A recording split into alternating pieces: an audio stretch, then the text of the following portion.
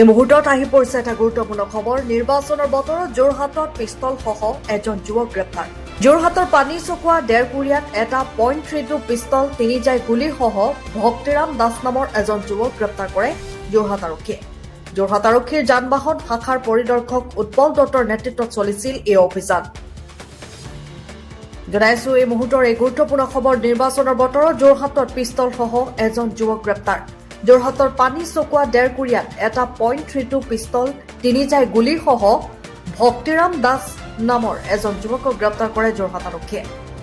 যোৰহাট আৰক্ষীৰ যান বাহন শাখাৰ পৰিদৰ্শক উৎপল দত্তৰ নেতৃত্বত চলিছিল এই অভিযান।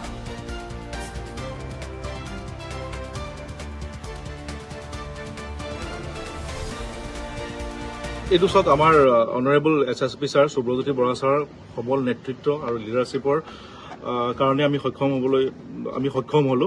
তো আমি যোৰহাট সদৰ এটা টিম আৰু আমাৰ ট্ৰেফিক ব্ৰাঞ্চৰ এটা টিম আৰু আমাৰ পুলিবৰ থানাৰ এটা টিম, তাৰপিছত ভোগদৈ IC, তাৰপিছত IC আপোনাৰ গড়মূৰ, তো গোটেইখিনি আমি এটা টিম হিচাপে কাম কৰি পেলাই আজি এই বস্তুটো আমি ৰিকভাৰ কৰিবলৈ সক্ষম হলো ভক্তিৰাম দাসৰ পৰা। আৰু এই গোটেই ইনপুটটো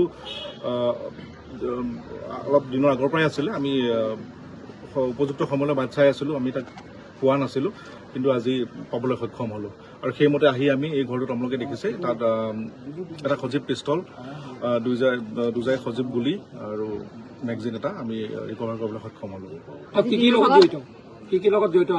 হয় চাওক, এতিয়া তদন্ত চলি থাকিব, তাৰ পৰ্যায়ক্ৰমে আপোনালোকে গম পাই থাকিব। এতিয়া মই বিশেষ ক'ব বিচৰা নাই, তদন্ত যিহেতু চলি আছে, আমাৰ SSP ছাৰে আপোনালোকক জনাব।